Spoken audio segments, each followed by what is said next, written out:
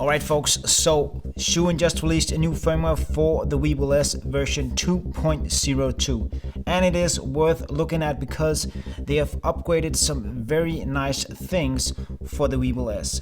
So let me walk you through the 6 main points that you will get on firmware 2.02 for the Zhiyun Weebill S. Here we go.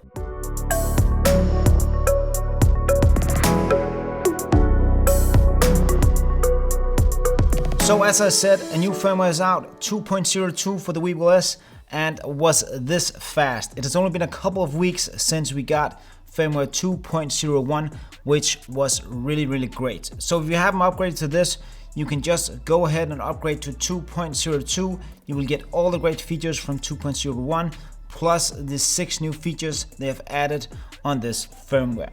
So let me walk you through the 6 features that I've given us on 2.02.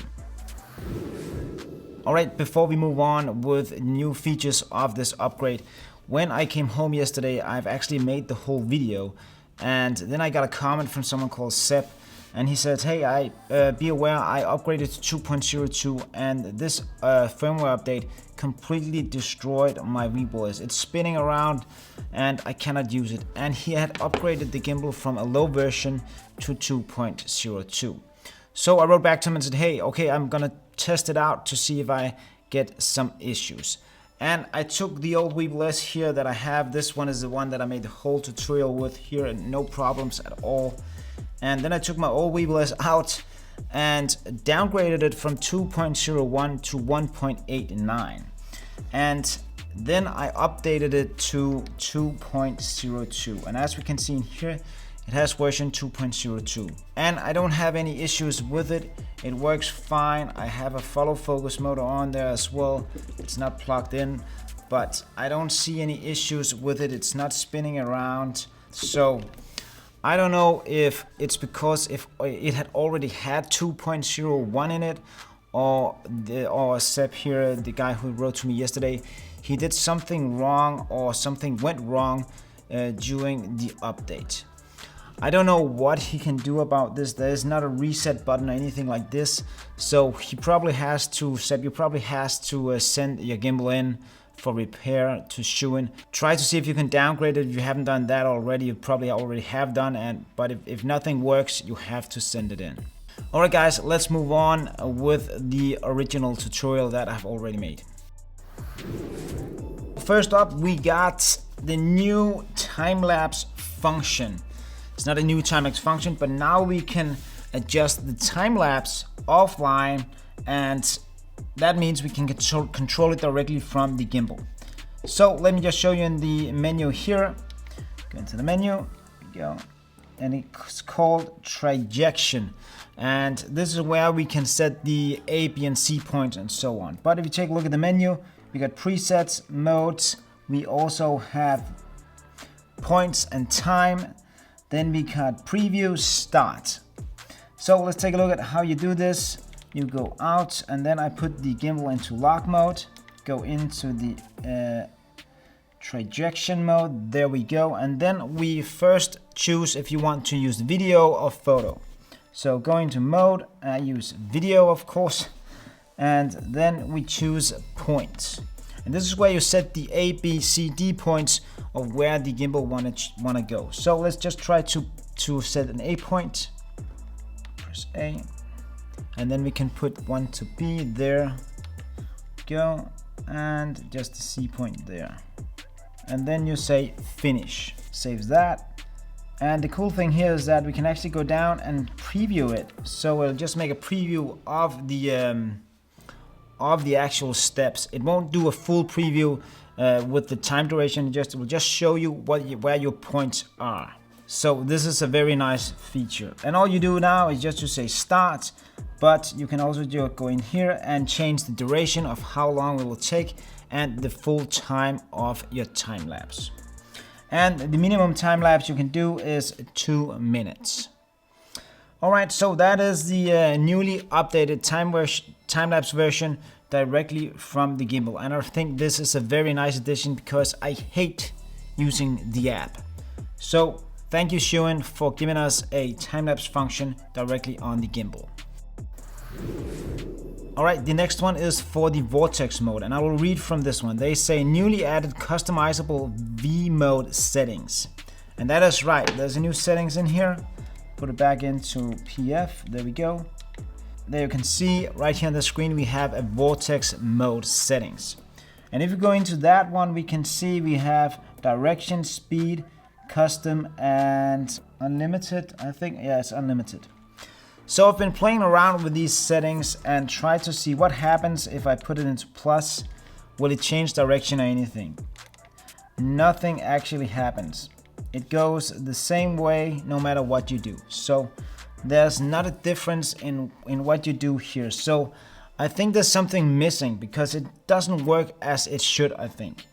If we go down to speed, try to change the duration of the speed. How fast do you want to move the gimbal around in Vortex mode? It doesn't change anything. No matter what number I choose, the speed of the Vortex mode is the same. So I think there's something missing in this firmware. The option is there, but it doesn't work. But if you want to change the duration or the speed of the Vortex mode, you have to go into the settings and go into advanced, and then you choose speed and then control, and then you adjust the pan motor.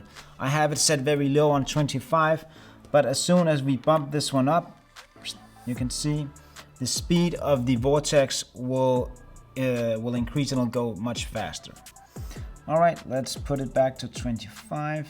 So that's how you change the speed of the Vortex mode, because you can't do it in the new setting that they have put into the gimbal. All right, then we got object tracking with the transmitter on the Weebill S. And what they have done here is that they have given us the option to actually choose the focal length that we're using directly from the gimbal. But again, I tried the tracking here in the office. I set my lens to 24mm, and then I set it to 24mm in the gimbal and tried to track myself around here, and it still doesn't work. It's not reliable. You can see here where I'm tracking me from the desk over there, and then I just walk around the light here and come around here, and it actually tracks me around the light. But when I go back here behind, it loses me. And again, it also loses me when I come on the other side of the light here and go back. It loses me again. So it's not reliable. I don't like this system at all. But what you can see in the gimbal here, you can go in and then you can scroll down to tracking there, and then we have the option to choose the focal length. But what is the point if the tracking isn't working in the first place? So nice that they've done it, but it doesn't work. All right, let's move on to the next one. All right, then we have an update for the follow focus motor. Now we have the option to update the follow focus directly from the menu, which is pretty nice. So all you do here, you go into the menu and you find focus, and then we have the light motor set on the gimbal right here. And if I press this, it says upgrade, because I haven't upgraded the motor yet. So we can go ahead and upgrade the motor directly from the gimbal. Try to do this. There we go. So you can see it is upgrading the gimbal. Oh, no, not the gimbal, it's upgrading the follow focus motor. There you go, it is updated. There we go. And let's just see if it still works. Be a bummer if it doesn't. Yeah. And as you can see, I have it on the actual lens here, the ND filter. And if you are wondering why I have that, you can go back and see the ND hack video I made and why I use it on this lens. All right, that is the follow focus update. So in the next one here, they say that they have updated the UI. And what is that? That is the user interface. And what I can see is that the screen looks a bit brighter and a bit more sharp. I don't know if that is correctly. I've tried to pair it together with the old Weebill S I have, and it looks like it's a bit easier to read. I don't know why, but it just could also be just cheating me. And this is a newer gimbal, I don't know. But the interface should be better, they say, and the workflow of the interface in the gimbal. But yeah, who knows? It works fine. Then we have the last one here, and that is fixed minor bugs. And what they do, they fix some of the small issues that there are with the gimbals, and that is probably something you won't notice in the firmware. Alright, that is it guys. As I said, I have upgraded and it works perfectly when I'm using it. Then we have this handle right here. If you're wondering what this handle is, I have put a link down in the description for Amazon where you can get it. This is the new and lighter version of the Zhiyun's own gimbal grip. I still like the other one, the A gimbal gear, better because it has mounting points. This one don't. It only has one down here. But if you want it, you can grab it. The link is down in the description.